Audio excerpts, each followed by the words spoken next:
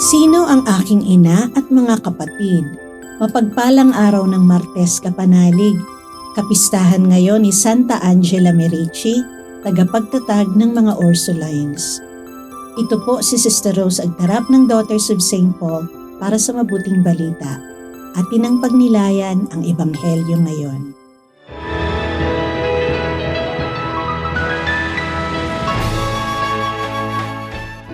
Dumating ang ina ni Jesus at ang kanyang mga kapatid. Nakatayo sila sa labas at ipinatawag siya. Nakaupo si Jesus at napapaligiran ng mga tao nang may magsabi sa kanya, "Nasa labas ang iyong ina at mga kapatid. Hinahanap ka nila." Sino ang aking ina at mga kapatid? Narito ang aking ina at mga kapatid. Kapatid kong lalaki at kapatid na babae. At ina rin ang sumusunod sa kalooban ng Diyos.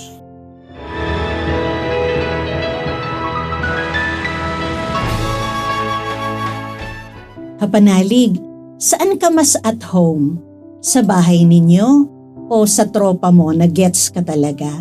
Alam mo ba, may Bible story na nag-redefine talaga ng family at connected ito sa isang santa na bumuo ng sisterhood for women. Sa mabuting balita ngayon, dumating si Mama Mary at mga kapatid ni Jesus at ipinatawag siya. Nung sinabi to sa kanya, tiningnan ni Jesus yung mga tao sa paligid niya at sinabi niya, "Ang sino mang sumusunod sa kalooban ng Diyos, siya ang aking ina at mga kapatid." Hindi ito rejection, kundi redefinition. Para kay Jesus, family is a choice, a bond created by shared faith, mission, and doing God's will together. Ngayon, kilalanin natin ang santang ipinagdiriwang natin ngayon, si Santa Angela Merici. Noong 1500 sa Italia, walang masyadong opportunity ang mga babae. Naging ulila si Angela. Pero yung naging mission niya, edukasyon at empowerment ng mga batang babae.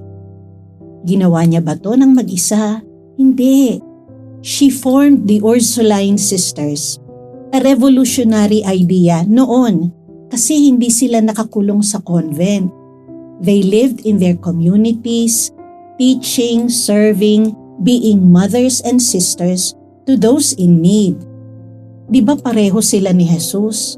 Sabi ni Jesus, "My family is anyone doing God's will."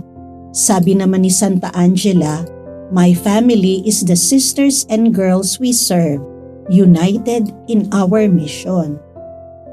Sa atin ngayon, ang spiritual family mo ay pwedeng yung barkadang kasabay mong lumalago sa faith, yung small group sa church or online na nagtutulungan, yung mga taong pinaglilingkuran mo, mga scholars, community kids. It's the chosen family of faith. So, challenge ko sa iyo ngayon, kapanalig. Saan yung will of God mo ngayon? Saan ka tinatawag maglingkod o magmahal? Doon mo makikilala ang family mo. Kalawa, be a Saint Angela in your circle.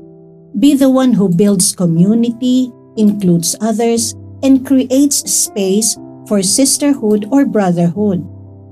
Kaya sana, maalala natin na bukod sa pamilya sa bahay, parte rin tayo ng isang mas malaking pamilya ng Diyos. We can choose to love and build each other up. Kapanalig, comment ka naman kung sino yung isang tao o group na feels like family in faith para sa'yo.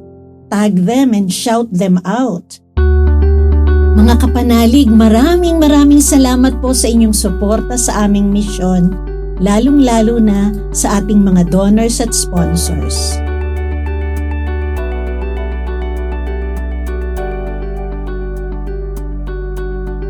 Subscribe, like, share, and follow Paulines sa aming social media accounts.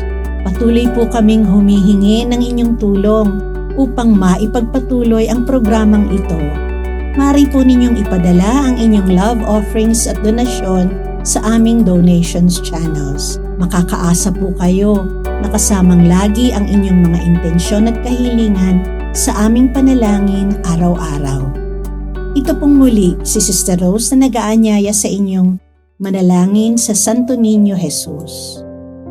O banal na sanggol, Diyos na makapangyarihan at bukal ng mga biyaya, buong puso kaming sumasamba at nagsisisi sa aming mga kasalanan.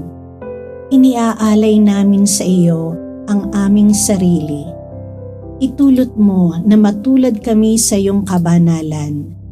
Gawin mo kaming maamo, mababa ang loob, matiisin, malinis, maunawain sa kapwa, at masunurin sa kalooban mo.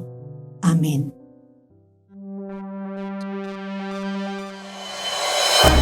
We are here to provide a new way of communicating and proclaiming the gospel.